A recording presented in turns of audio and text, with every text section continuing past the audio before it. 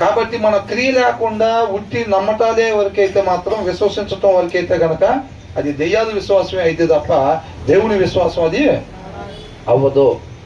కాబట్టి మన క్రియలను బట్టి మన విశ్వాసాన్ని మెజర్ చేసుకునే వారంగా ఉండాలి. సోమవారం ఏమనుకుంటాడు, నేను వాళ్ళకి సహాయం చేయాలి, వీళ్ళకి సహాయం చేయాలి, వాళ్ళకి బాగలేదంటే వాళ్ళ హాస్పిటల్ కంటే మనం ఏం ఆశపడతాం, గబగబా పట్టుకుని వెళ్ళి మనం తీసుకునేది, వేరే వాళ్ళు వచ్చే లోపల మనమే తీసుకునేది, ఆటోలో ఎక్కించి వాళ్ళతో పాటు పక్క నుండి ఏం కాదు ఏం పర్వాలేదు, దేవుడు తోడుకుంటాడు, ఏం కాదు, అమ్మ తగ్గిపోయింది అని అనుకుంటా హాస్పిటల్ దాకా వాళ్ళని తీసుకుని వెళ్ళాలి, అక్కడ డాక్టర్ చేతికి అప్పగించాలి అని డ్రీమ్స్ అనుకుంటా ఉంటాం. అవునా? నేను తింటానికని వెళ్ళే లోపలే కరెక్ట్గా 50 రూపాయలే ఉన్నాయి, నేను తింటానికి టిఫిన్ బండి దగ్గరికి వెళ్ళేసరికి ఓ ప్లేట్ ఇడ్లీ ఇవ్వండి అంటే, లేకపోతే దోశ ఇవ్వండి అంటే 45 రూపాయలు అంటే, అప్పుడే వేరే ఆయన అడిగితే సరే ఆయనకి ఇచ్చేసేయం లేదని చెప్పి మనం తినకుండా వచ్చినట్టుగా వేరే వాళ్ళకి భోజనం పెట్టి మనం ఉపవాసం ఉన్నట్టుగా మనం అట్లా ఉండాలని చెప్పి ఫీల్ అవుతూ ఉంటాం. కానీ రియాలిటీలోకి వచ్చేసరికి ఏమైంది, ఆ ఛాయలు ఏమి మనలో కనపడవు. ఎందుకని? మనకు మన విశ్వాసంలో వేసుకోవటానికి 99 మార్కులు వేసుకుంటున్నాం, అక్కడ 100 మాత్రం ఎంతంట, ఆ మిగిలిపోయిన 1% కనపడుతుంది క్రియల్లో. అర్థమవుతుందండి?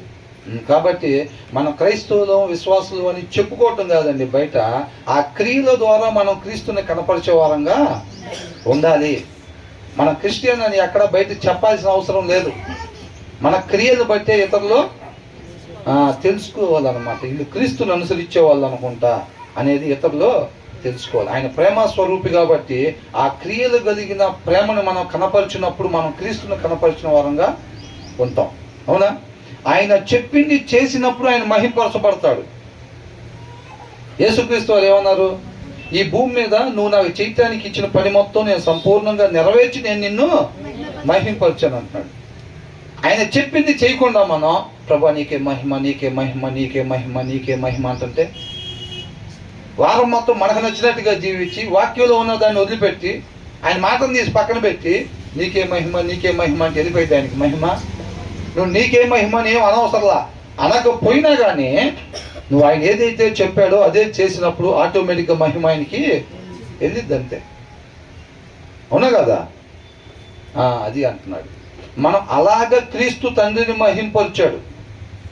మనం కూడా ఆయన చెప్పిన మాట ప్రకారంగా జీవిస్తా, ఆయన్ని పోలి జీవిస్తా ఆయన మహింపరిచే వాళ్ళం ఉండాలి తప్ప జీవించడం తీసి పక్కన పెట్టేసి క్రియలతో ప్రేమించడం పక్కన పెట్టి స్తోత్రాలు స్తోత్రాలు స్తోత్రాలు, మహిమ మహిమ మహిమ, గ్లోరీ గ్లోరీ గ్లోరీ, డీజే బాక్సులు తెచ్చి పెట్టుకుంటా ఉంటే అందరూ తేప ఒకసారి చెబుతుంటే అందరూ చెప్పాలి, అందరూ పలకాలి, నోరు